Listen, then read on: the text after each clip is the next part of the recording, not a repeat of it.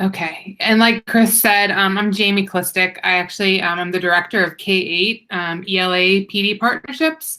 And so I oversee all of our CKLA implementations and all of our middle school ELA implementations, and have been working alongside of one of my teammates, Megan Newsom, who you may have seen on some of the Q&As. She had a baby, Oh, I guess. did. Yeah, she had her baby. So Maeve Rosen is her name. Cute. Yeah, so and they're doing well. So while Megan's on maternity leave, I'm just going to continue working, obviously, with all of you at Manchester. But I will probably be involved throughout the duration of your implementation in some capacity. So just so you're wondering why we're jumping back and forth, or you're meeting new people along the way. Megan's out for a few months, enjoying being a new mom all over again. Wow. She has a fifth grader, so Oh my she gosh. started over. Wow. Yeah. But yeah, so what, Megan and I had talked with Chris about was really making sure that, finding a way to continue to meet with all of you, to continue to help you feel supported along the way with implementation. We know that you are learning CKLA right alongside of your teachers, and we know that in the role that you all serve, it's really important, one, to learn alongside of them, but then also to be a few steps ahead or a couple questions deep too. So we're hoping that we can continue to work together throughout your implementation as you're ramping up for back to school next year. And then even once school starts, whatever makes sense, whatever cadence makes sense. But, we figure this is a good group for, one, for us to introduce ourselves to, and then two, for you to also be able to lean on us if there are some questions or some things that you need in between all of the different professional development opportunities as well. So Chris had asked if I could work with you a little bit around the assessment and remediation guide. So that assessment and remediation guide is what we have for kindergarten, first, second, and third grade. And then we also have something that's called the decoding and encoding remediation guide. That's what we have for fourth and fifth grade.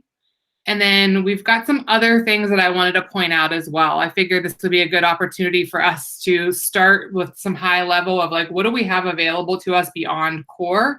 So there are additional supports that are built in throughout the program. We have something new that was rolled out in January called the Intervention Toolkit. So I wanted to explain that to you and how that complements or where that stands in addition to the assessment and remediation guide as well. So I figured we would start there today. We'll see how far we get through. I would definitely consider this and hope that we could just sort of continue to build on this. Yeah. I don't think we will walk away. I will tell you, and I've been working at Amplify for 3 years, but I've been with CKLA for, this is year 7 now. I led it in a district initiative here in Pittsburgh, and I think the assessment and remediation guide and all the additional supports, I don't think anyone's ever an expert in those things. There's always something to be learned. So hopefully we will get started today and then be able to continue that learning together along the way as well. Does that sound like a good plan? Sounds perfect. Okay, let me present my screen. So I actually thought I should have sent this as a Zoom, because when I present in Google, then I miss all of you. I don't get to see you. But so please know, I mean, this is meant for your learning today. This is meant to help support the work that you're doing. I'm super informal, so come off of mute, stop, ask me questions, whatever you need to best support the learning that you have right now. Please do that. We don't have to wait till the end to ask questions or, in pivotal spots. Just ask questions along the way, whenever it makes sense for all of you. Can you see my screen? Yes. Okay, awesome. So like I said, we're going to talk about the ARG, we're going to talk about the DER, we're going to talk about additional supports, and then hopefully get at least on the same page, or at least acclimated a little bit around all those different supports that we have to offer within the program. I think the biggest thing And I think we all like live in this space, is that we know that we have students who need a lot of additional support beyond grade level. We know that we've got students who are on grade level. We know that we've got students who are off grade level, and maybe some students who need that sort of extension on the other side. And so I think it's really important for all of you to know what is available within the program materials that can help all of those things. So it can help your struggling students, it can help your students who need push the others on the extension side of things. Because I think the one thing that you probably are quickly learning, and you will continue to learn, is that there is a lot of stuff in CKLA beyond just the core lessons. And so we want to make sure that you will have an idea of what is included and what you have available to you. So that way we're not sort of searching or trying to seek things out, because you don't need to go out for a lot of other things. There's a lot of material and a lot of instruction that is also included within your core program that you have access to. Before we get into the ARG and the decoding and encoding remediation guide, I just wanted to call out some just quick things that you probably have already noticed, but I want to make sure, I figured for this call it would be important for us just to make sure we're all on the same page. But when we're talking about additional support or additional instruction, you know that you have those sidebar supports within your teacher guide. So those are built in, and those can be used whether it be for your whole group lesson, for a small group, individual partners, whatever makes sense.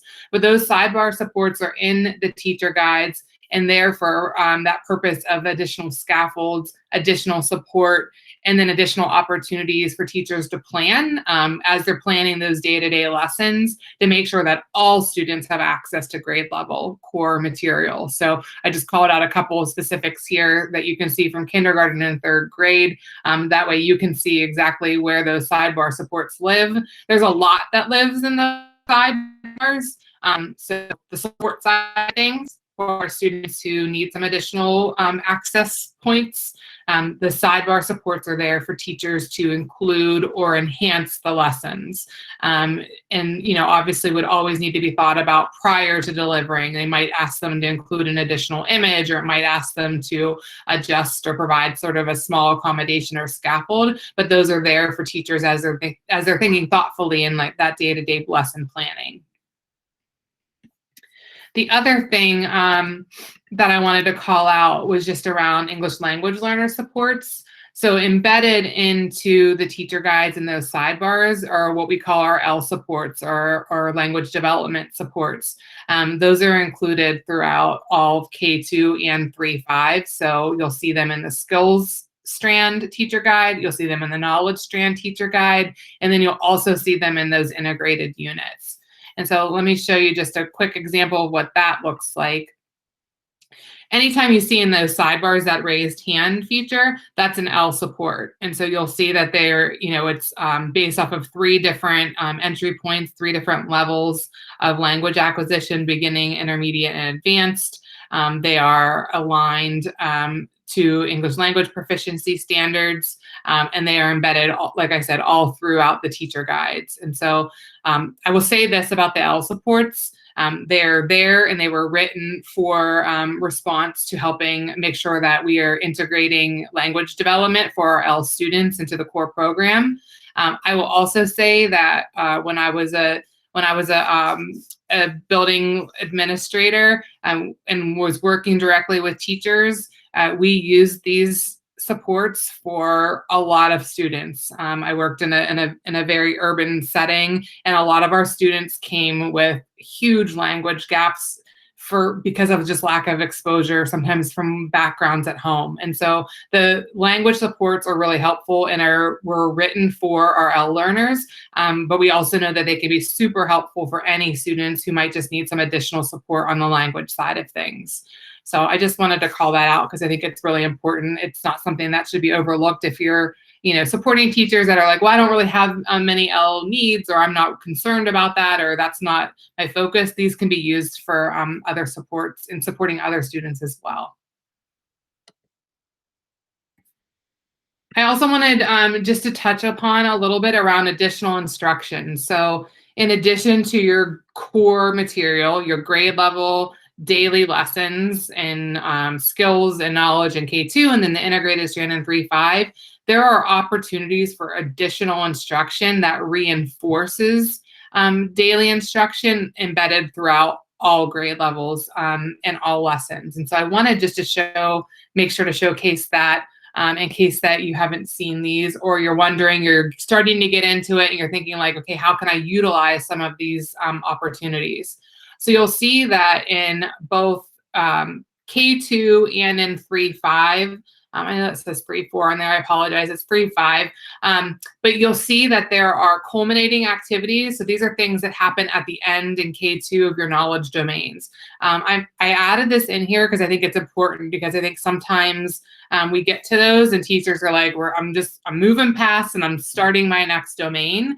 If pacing is an issue, or if that is something that is being considered, then obviously we need to talk about like how much of the culminating activities that they would potentially do. But I put it in here because I think the culminating activities are actually a really great opportunities for some really quick and easy assessment. It provides a way for students to wrap up that entire domain. It's also a great way to provide some student choice and some really natural scaffolding into making sure that students are wrapping up that domain before starting a new one. So if you haven't looked at those, I would definitely take a look at them in the K1 and 2 knowledge domains. They're at the very end of the domain after the assessment. I think they're just really a great way for teachers to finalize a domain, to make sure that we've sort of stamped all learning, give students sometimes an opportunity for some choice, and some really fun project-based style learning as well. The other thing I wanted just to mention was around pausing points. So you'll see pausing points built in throughout everything, through K2 skills, K2 knowledge, and then in the 3, 4, and 5 integrated strands. Those pausing points are there just for that. They're there to pause. They're usually built in at like a midpoint in instruction, and then sometimes at the end of instruction, either pre-assessment or post-assessment. But the pausing points are meant for teachers to take a day, take 2 days, take however fits into the scope and sequence of where they're at within the year and within that unit or domain, and to be able to evaluate where students' learning is at, what additional enforcements need to happen, how they can remediate or reinforce before moving on. So that way teachers aren't getting to the very end of the unit or domain and realizing like, holy cow, like my kids were not ready for this assessment. That pausing point would prohibit or prevent that from happening, because within those pausing points, there are a multitude of different options for teachers to do to reinforce and to remediate any skills that are necessary at that time. So I'm going to show you on the next slide some examples of what that looks like, but the pausing points are built in across all grade levels. Jamie, I do have a question. Yeah. So let's say they do this pausing point at the midpoint and they discover that let's say 40% of their children need some remediation. When would that remediation be done so that they can stay on a good pacing? Yeah, that remediation would be done. So there's so many days or so many pausing point days that are built into the scope of a unit or domain. So ideally, they would be using those days. But if we're looking at, a percentage of students who we know it's not going to take 2 days in order to remediate and to be able to feel good moving on, they would then be able to use that information in a small group time and an intervention time and that sort of outside of core instruction time in order to continue to fill those gaps or focus on that remediation. So they should for sure plan on using those pausing points in a way that's super thoughtful. And I'll show you here on this next. I'll go back to the other side. I'll show you here that you can see that there are a variety of different opportunities for pausing points at different grade levels that do focus on remediation and do connect directly back to skill and instruction that has already happened to reinforce and remediate. So they should really be using that opportunity to do just that. If you have students who need more, then the suggestion would be to think about what time outside of core instruction would you use to continue to reinforce and remediate those specific lagging skills. Great, thanks. Sure. So yes, this is just an example of a couple pausing point pages from, it looks like grade 2 and grade 5. So it's broken through by skill, directly connected to instruction that has already happened within that unit. And then opportunities for teachers to not have to go elsewhere and try to find something to reinforce and remediate. Those additional lessons, those additional activities are already included within those pausing point days and in the teacher guide and student activity book. So they have the materials they need in order to execute those lessons. Those lessons can be done, like I said, in a small group. It can be done in a whole group. If the entire class needs something reinforced or remediated, then it's there. But it can be it obviously is based off of need and based off of additional support that's needed at that point in the pausing point.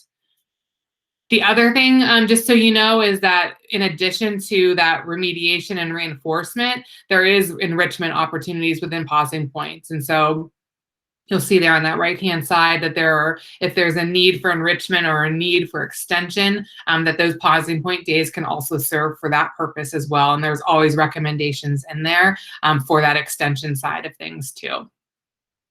I'm going to flip back to this slide that I skipped here. I did want to point out in kindergarten, first and second grade, at the end of every single skills lesson, so every lesson, there is an additional support lesson that is included that actually equals to about 30 minutes of additional instruction.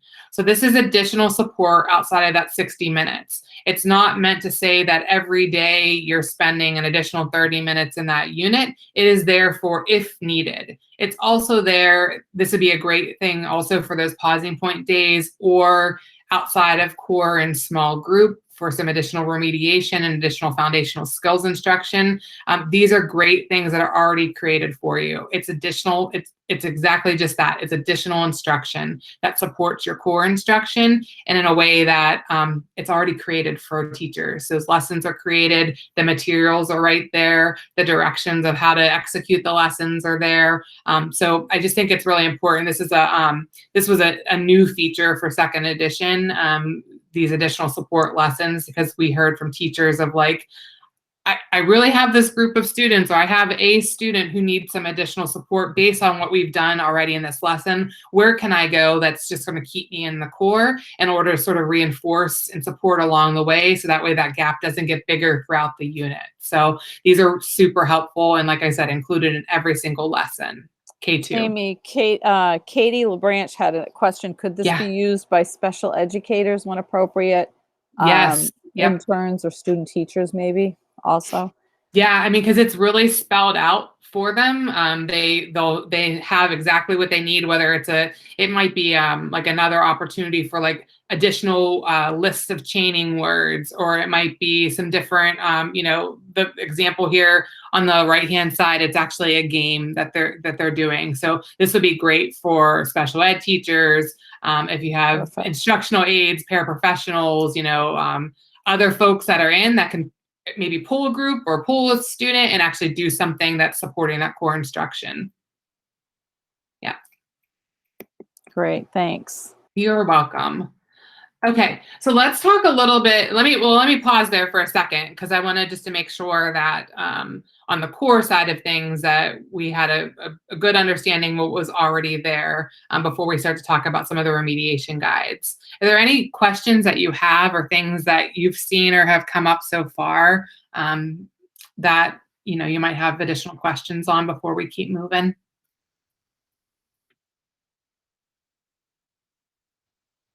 Okay, I'm gonna take that as a no. Sorry, I can't. This is like I love Google presentation, but then I can't see anybody, so I'm sorry. Okay, so let's talk about the assessment and remediation guides. So for the for kindergarten, first and second grade, the assessment and remediation guides are set up in a way that actually connect to the skills units. So what that means is that in kindergarten and first grade, you have an assessment and remediation guide that is actually for every single skill unit. So unit 1, unit 2, and so forth. And so those assessment and remediation guides, because if you think about kindergarten and first grade, our students have the least opportunity to have that gap widen and widen. So we want to make sure that teachers have exactly what they need at that point of instruction and at that sort of entry point of explicit instruction in order to remediate immediately. And so that's the thought process and sort of like the theory behind why in kindergarten and first grade, you have one for every single unit. So that way we hopefully can keep that gap smaller and smaller before we start to see some significant gaps in learning to read. In second grade, it shifts slightly. You're still going to get that focus on learning to read, that focus on foundational skills, except you will have only one ARG. So it will have all of your units in one assessment and remediation guide. The purpose of that is that by the end of second grade, we are expecting that all students would have had that explicit and systematic approach to foundational skills instruction. So they would have went from basic code to advanced code by the end of second grade with the expectation of mastering code before moving into third grade. And so second grade includes all of the skills units in one assessment and remediation guide, knowing that that's where we're firming up that code knowledge, that advanced code. And so you'll have all of that in one assessment and remediation guide. And I'll show you some things that have been helpful with using the assessment and remediation guides as we get going. But I just want to make sure that that's clear in terms of K1 and 2, the way that they're set up. Because K1 are set up exactly the same. Second grade looks a little bit different because it's all the units within just one guide.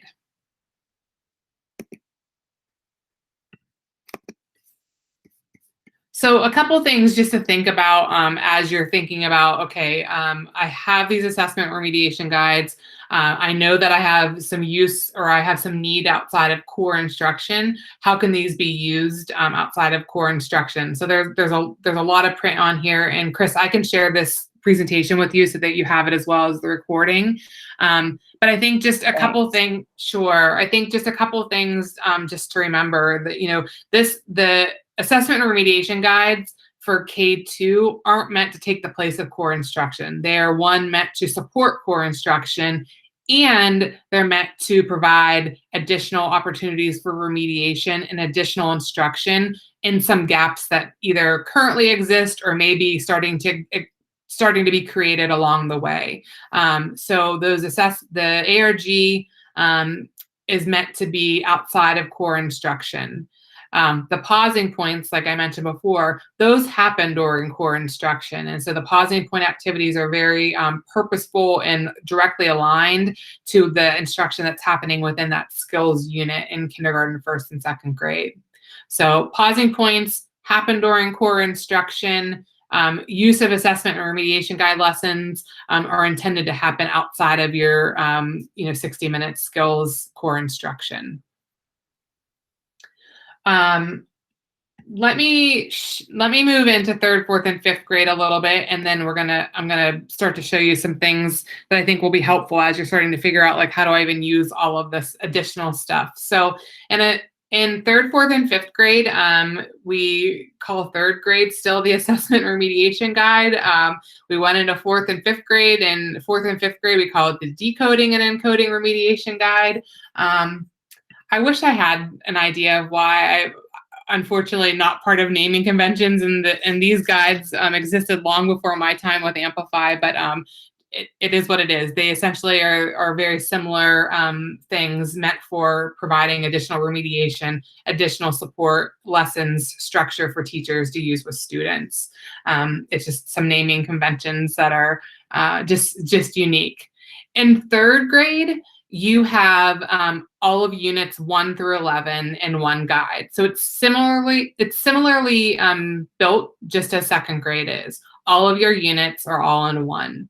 And the reason that third grade is still focused on sort of that similar model to K2 is because in third grade, we spend the first couple units firming up foundational skills. So if there were any lagging skills that didn't get firmed up by the end of second grade, if there was any of that code that wasn't explicitly, or that unfinished instruction from second grade around code knowledge, that is addressed in the first couple units in third grade. We also know that foundational skills are alive throughout all of third grade and also included and embedded in fourth and fifth grade through that integrated approach. And so third grade has all of your units in one place that give you a good overview of those foundational skills that are firmed up, and then also some explicit instruction that's still happening in third grade.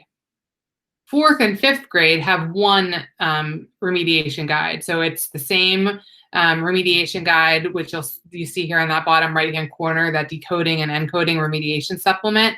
And it's meant for that purpose. It is a supplement for our students who may have lagging foundational skills, who need some additional decoding support, who need the encoding support, who maybe haven't mastered the code for a variety of reasons by the time they hit fourth and fifth grade. And so it's really meant to be helpful for teachers who have students who need some of that additional foundational skills support, and so teachers know where to go. I know, and especially in fourth and fifth grade, a lot of teachers that may not be their area of expertise of teaching students how to read. They're on the reading to learn side of things, or that's what they're hoping for on the reading to learn side of things. And so the decoding and encoding remediation supplement is really helpful for our upper grade teachers, our upper elementary teachers, because it gives them some direct guidance on, okay, if I have students in my class who haven't mastered learning to read yet,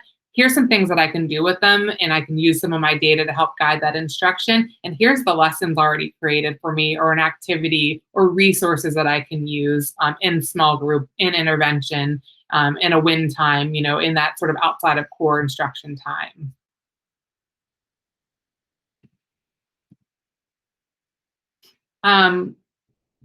So I realized I was talking probably about a lot of stuff that's on this slide, but just I think in recap, third grade has all of the units in one place. So units 1 through 11, fourth and fifth grade have that combined. So that combined approach for those students who have some of those lagging foundational skills gaps. Same approach as what I talked about in K2 around pausing points. Those pausing points in third, fourth, and fifth grade are targeted in a spot within your third, fourth, and fifth grade units to help teachers, one, quick assess where students are at in their learning throughout that unit, pause, provide additional remediation or instruction before they're moving on. And so then that way they're not getting to the end of unit assessment surprised. There shouldn't be surprises when you get to the end of unit assessment. If you've been using the pausing points along the way, if you've been using the formative assessments along the way, if you've using the checks for understanding along the way, those are all opportunities for teachers to be gathering day-to-day data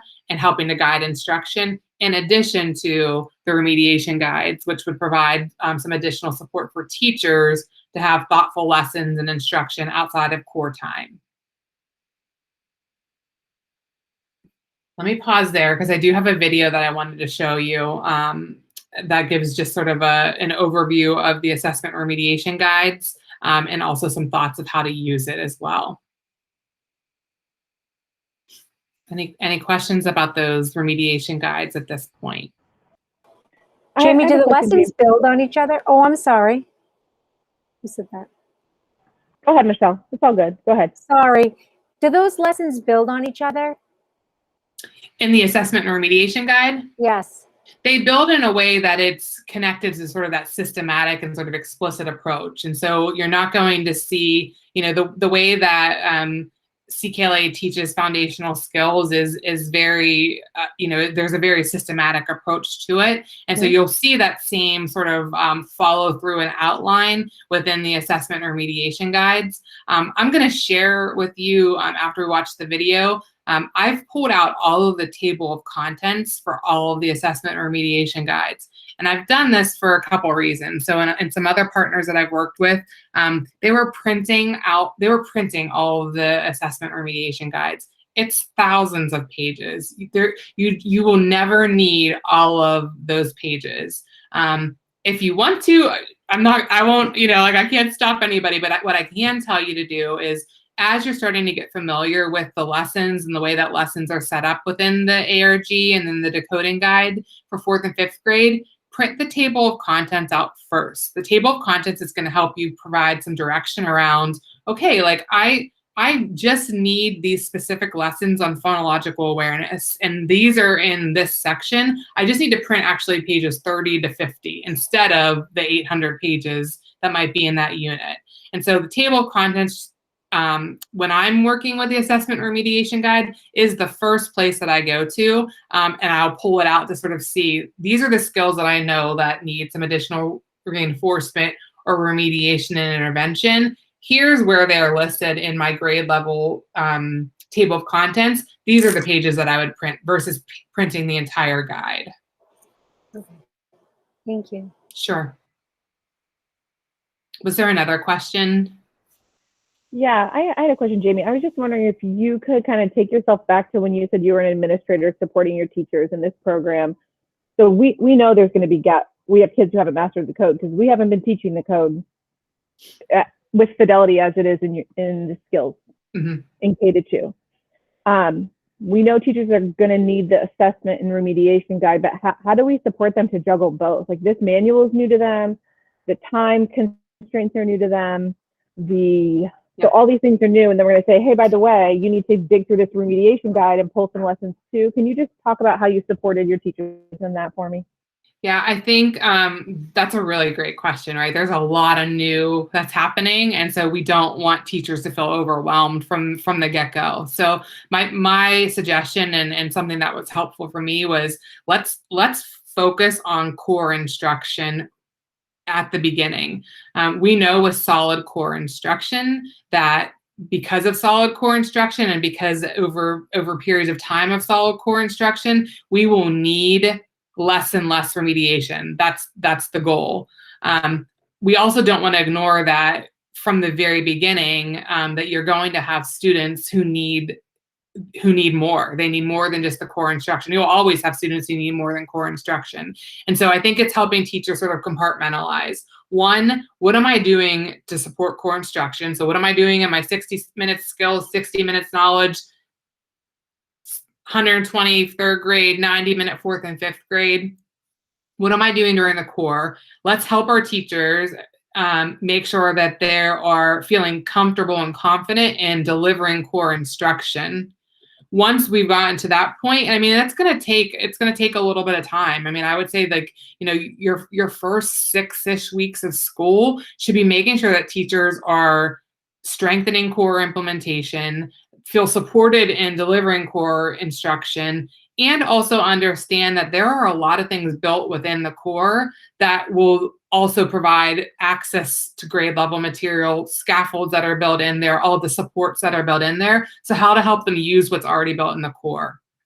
I would say, in addition, that time outside of core that's going to be dedicated for helping just this, right? Remediation, intervention, any sort of guidance. And this might be some district additional conversations. The guidance that needs to happen for those minutes that would be around, what are we using? Are we using lessons from assessment and remediation guide? Are we using instructional lessons that we're getting from, you know, our DIBELS data? What resources are we using in that outside of core instruction time? Because otherwise, that outside of core time, it has to also be super targeted. And we know that, you know, you have resources here that we're talking about today that are directly connected and aligned to your core instruction, but are also meant to fill gaps. And so this is, and I know that's probably like a lot of, like, that's just a lot of stuff to think about, but we've got to firm up core instruction. In my opinion, in the work that I've done and with other partners and in my previous work before Amplify, is let's make sure that our core instruction is awesome, that it's spot on. Let's make sure that our teachers understand how to support students regardless of where they're at, regardless of their ability, regardless of, you know, what grade level we think that, you know, the student is performing at. Let's help them make sure they understand how to provide grade level access to all learners in their classroom. And once we feel like we're moving there, then let's also help make sure that we have outlined what that outside of core instruction time looks like, with things like, how do I use my assessment or remediation guide? How do I use the additional supports that are built into the lessons? How do I use pausing points beyond pausing point days for students who might need some additional support? That's been sort of the approach that I have taken. That's also just my 2 cents. But I really firmly believe and have seen the benefits of firm up your core instruction. Don't forget about that. We've got a lot of stuff to work on outside of core, but let's get core right. Let's get it right, and then let's make sure that our teachers understand outside of core. These are my go-to places for outside of core instruction materials, and then help them use those materials thoughtfully. Awesome. Thanks, Jamie. That was helpful. You're welcome. Okay. I'm gonna play this video. It's just about a 5-minute video, but I figured hopefully I'm helping you understand a little bit about the assessment remediation guide. I know we haven't even looked at the meat of it, but I want to make sure that we have just a good solid understanding of what it is and what it means and how it can be used prior to sort of digging in and sort of exploring some of it if you haven't looked at it yet. So I'm going to play this and then we will pause and talk a little bit about next steps on where do I start as a coach, as a reading specialist, as an interventionist, and helping our teachers understand how they can use this resource too. For our youngest students, mastering early reading and writing skills is critical for advancing toward becoming competent readers in the later grades. You will find resources in the Assessment and Remediation Guide to help reteach and reinforce objectives taught in the CKLA skill strand. Utilizing the Assessment and Remediation Guide, also known as the ARG, creates a valuable benefit to struggling students: continuity between the core classroom instruction and the supplemental support. Because of the continuity, the organization and skills covered in the ARG differ across grades.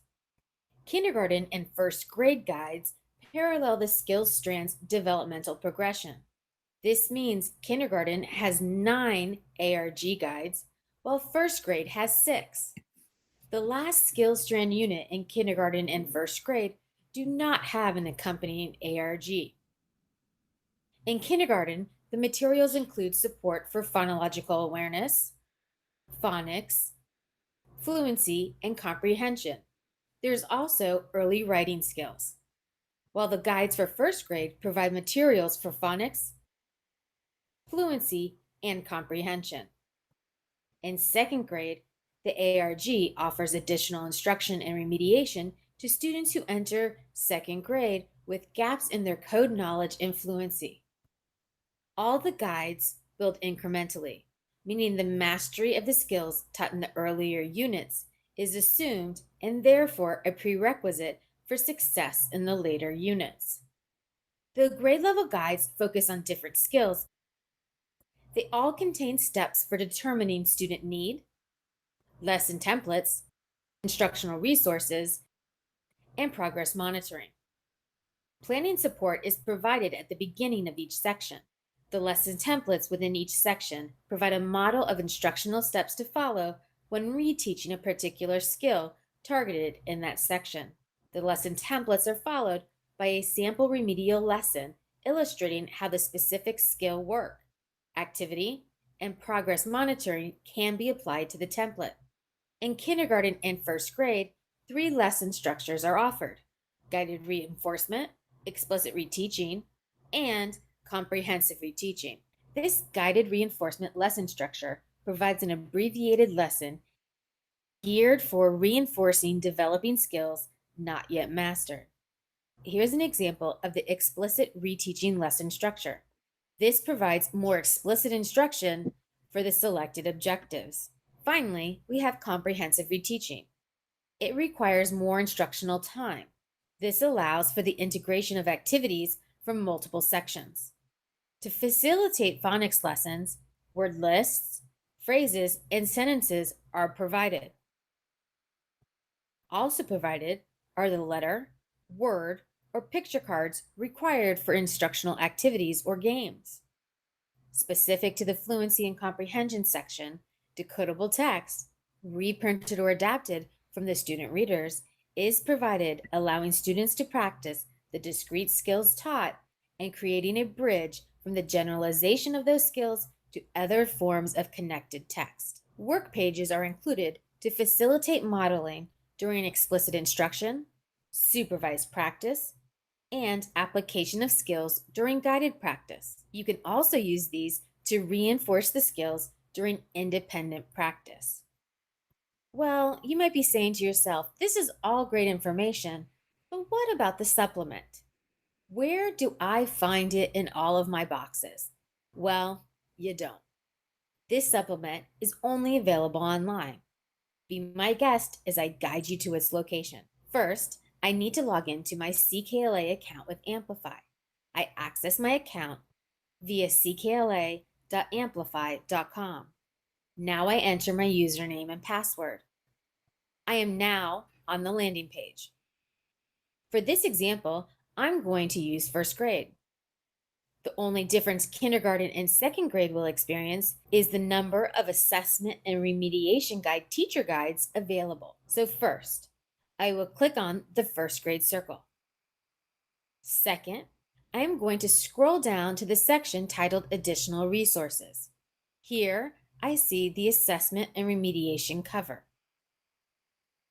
I will select the book cover, and when I do, I land on a page titled Materials. Here, I see 6 ARG guides. Remember, K will have 9, while second grade will have 1. I will choose the unit. By clicking on the PDF link, the download process begins. Finally, I can use this guide to create learning experiences for my students. So that was just an overview. Obviously, that was a focus on K2. Third grade would follow the same suit, and actually fourth and fifth grade, just with that combined assessment remediation guide in fourth and fifth grade, would follow the same thing that you would see from second grade and also into third grade. So I just thought it was an easy way and a clean way to sort of see also some quick examples of where to find it and how just to get started with thinking about how you might use it with students and helping teachers prepare to use it.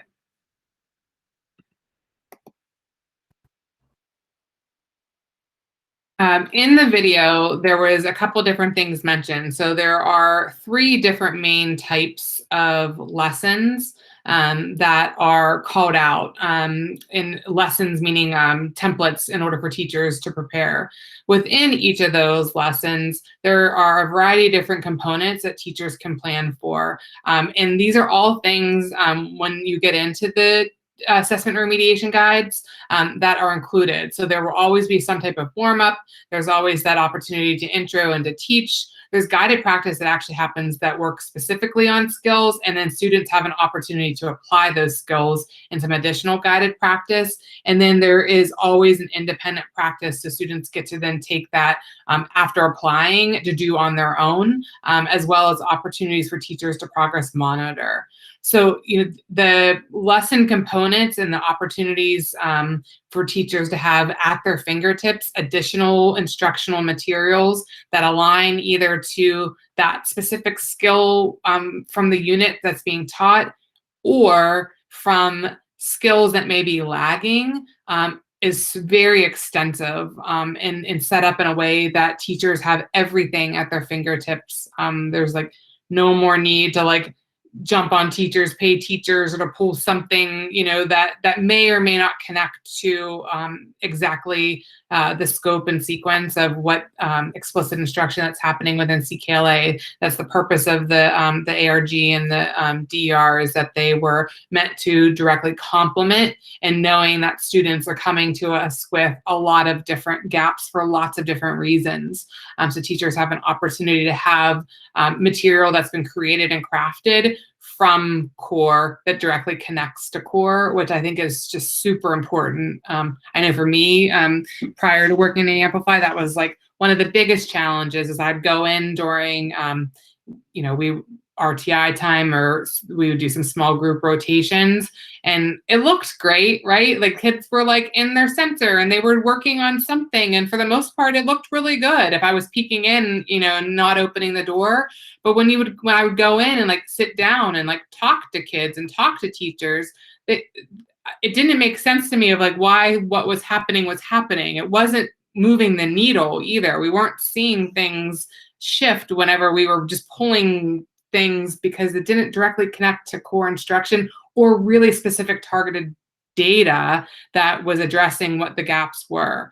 When we started moving towards a way that we were using really targeted remediation and intervention instruction through the assessment remediation guide, through using some M-class, or we used Dibbles at the time, so we were using some of that data to guide instruction. Then we started to see some real momentum pick up. We started seeing teachers be able to understand data, use data to drive instruction, use data to support core instruction, because I might have a group of students who might need just a little bit more during core, or maybe when we are partner reading during, you know, our reader opportunity, I'm going to pull this group because I know that they're struggling with certain things that are being instructed in that reader. But then we also saw the teachers be able to be really thoughtful around intervention, remediation, pulling and providing instruction that was really moving the needle based off of foundational skills gaps. And so there is a lot in these remediation guides. And like I said, it can be sometimes overwhelming for teachers because there is so much. I think it's like the double-edged sword. It's amazing to have things, but it can also be daunting to have sometimes all of it in one place too. I wanted to show you something though, because what the feedback that we have heard from teachers for the past several years is, oh my gosh, the assessment and remediation guides have so much great stuff, right? The meat of it is amazing. What we have heard that they think is not amazing is it's overwhelming. I mean, how am I going to sift through hundreds of pages of something and find exactly what I need in order to target a skill or to build a, an intervention lesson with students? So we have heard that really loud and clear and have come up with another solution or another sort of companion to the assessment and remediation guide that I wanted to make sure that you have seen and understand what its purpose is and how it directly connects back to what you're seeing in sort of the meat of the assessment and remediation guides. So I'm not sure if you've seen when you've logged on to the teacher resource site, but we released mid-January something called the Intervention Toolkit. So the Intervention Toolkit was released based from teacher feedback. So teachers, like I said, were telling us for a few years, the assessment remediation guide lessons, love them. They are exactly what we need. Me as a teacher planning, it's really hard to use the assessment remediation guide if I don't have, endless hours to be able to like sift through and pick and choose. So teachers wanted something a little bit more streamlined. We also heard from teachers that there were some teachers that love that it accompanies by, especially at K1, by those units within skills, because we know that's where that gap is as close as it's ever going to get in K1 for students. But we also know that as we move into second, third, fourth, and fifth grade, unfortunately, that gap widens and widens. And so for our teachers in older grades, they know that I might be a fourth grade teacher, but I have students who have code knowledge gaps all the way back to first grade. How am I maneuvering through multiple grade levels of material? And so the Intervention Toolkit married all of that and made things a little bit more user-friendly for teachers. And it also sort of stripped out grade levels and focused more on skill-based, foundational skills-based.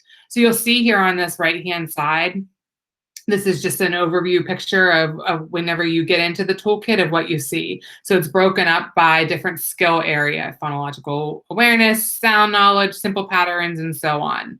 When teachers drill into each of those based off of what they're looking for or what they need in order to address instruction in provide remediation or intervention lessons for students, they then see something on what I know is a little bit smaller on the right-hand side, but they see something that's a lot more spelled out and a lot less sort of sifting through. So they have an actual tab where it instructs them how to plan. So I know, this is the phonological and phonemic awareness tab build out. So it's helping teachers, the plan section. What template do I need to use? Do I have a lesson template for as I'm planning for these phonemic awareness activities? And then it actually moves into the teach section where it pulls out individual lessons from the assessment and remediation guide that isn't necessarily specific to grade level. And this has been really helpful for our older grade teachers because sometimes they don't know what grade to go back to. They don't know how far to intervene or how far to go back. So it gives some guidance around what to teach and what materials to teach. All the materials are hyperlinked. So gone are the days of like the assessment and remediation guide and sort of sifting through all of those pages. And these are hyperlinked and directly take them to the actual activity, which has been, we have heard teachers have been super thankful for. And then there's the monitor side of things. This is where teachers are actually able to progress monitor with the intervention toolkit lessons. And so it's a lot, it is the same idea. It is the same idea that's meant for remediating and meant for intervening. We have just stripped out grade levels and focused more on skill area. I think I've also heard from other teachers, just to be totally honest with you, that some of them are like, nope, like I'm okay with the assessment and remediation guide the way it is.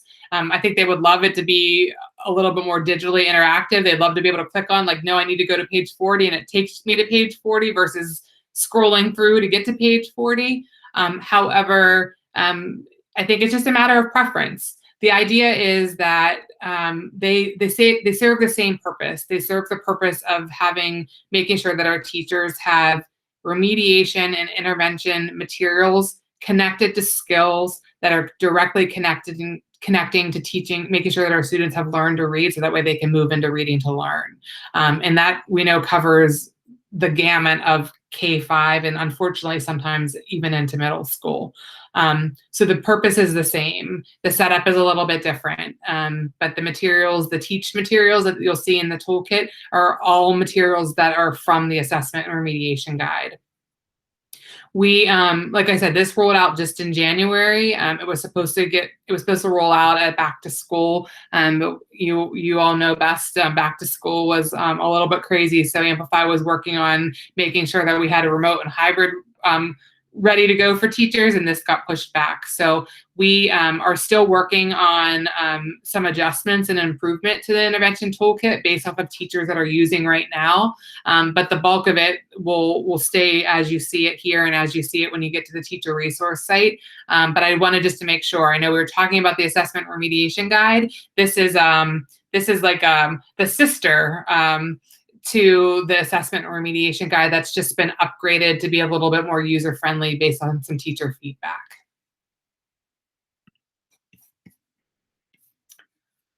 I'm gonna stop sharing so I can see everybody. So let me pause there. I know we are about 25 after. I know I've given you a lot of information. And obviously, like I said, this is not, I don't intend this to be the only time we talk here. Hopefully this gives you a starting point of starting to figure out what are some things that we have access to. I would love to be able to sort of set up a cadence or figure out something that we could continue this learning together. So that way you all, like I said, feel like you've got a couple steps ahead of teachers as they're also learning the program. But let me stop and see what questions you have at this point based on some of the things I've shared with you so far.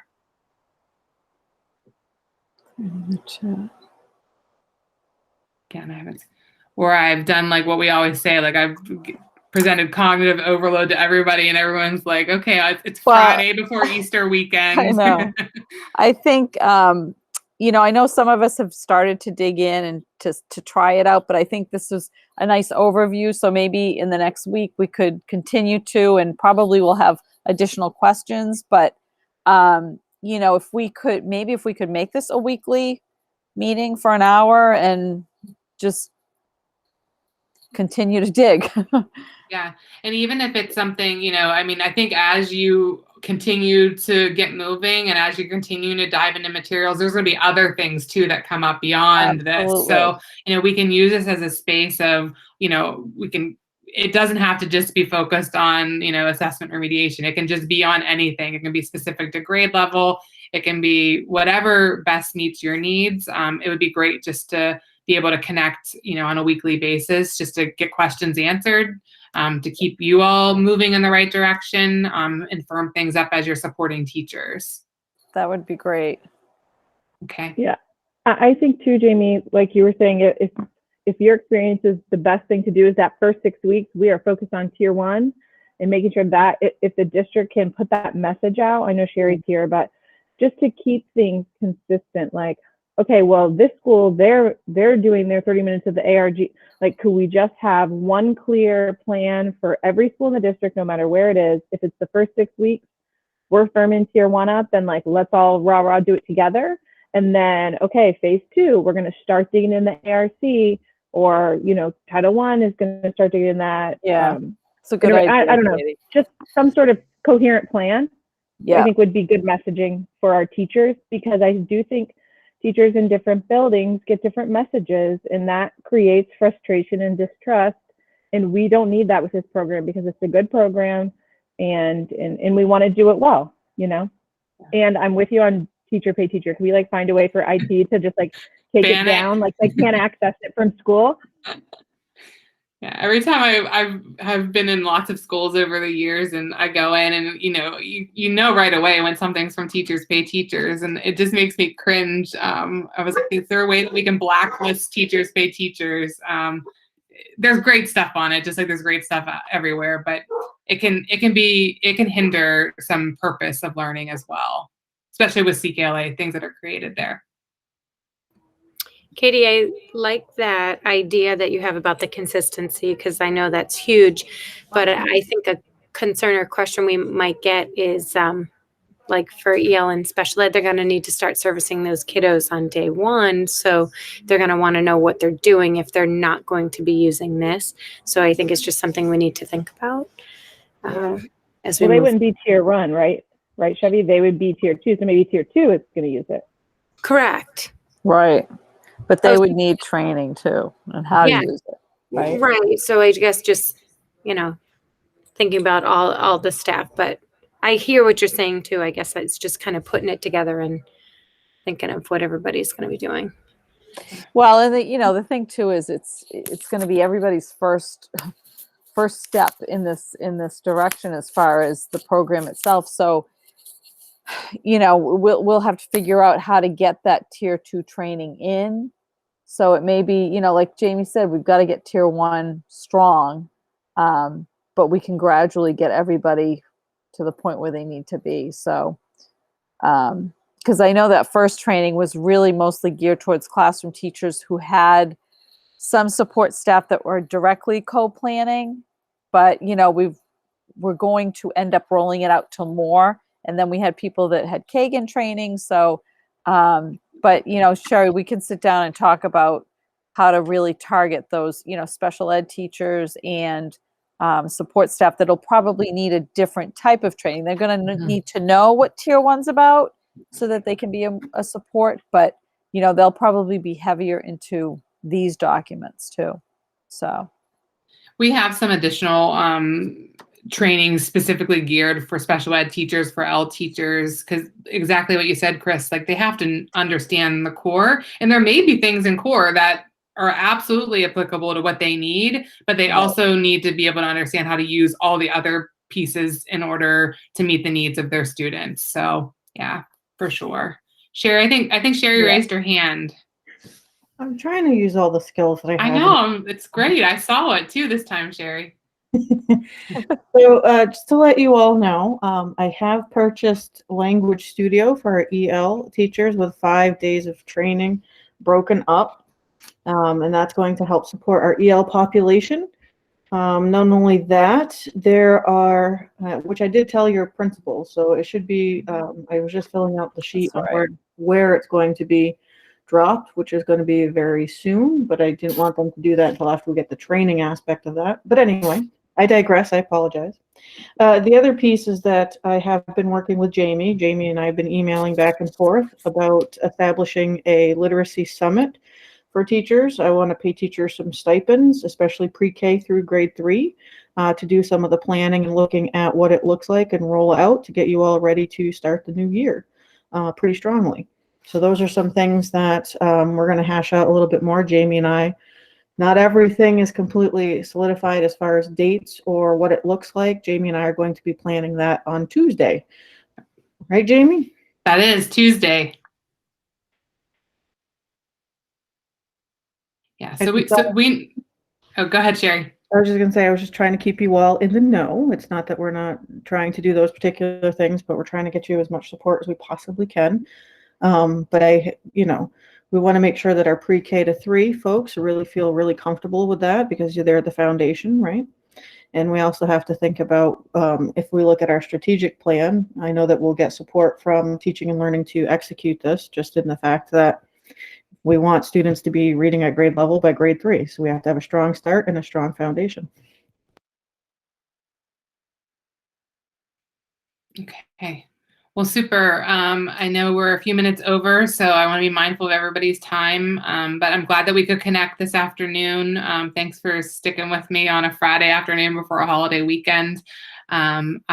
Chris, maybe we can connect next week and figuring out just cadence of, establishing some weekly check-ins so we can. That would be great. Thank you, girls. Thank you. Thank you so much, Jamie. This was helpful. So You're helpful. welcome. You're welcome. Have a great weekend. Thank you. You too. You're awesome. Bye-bye. Thank you. Thank you. Thank you, everyone. Have a great weekend.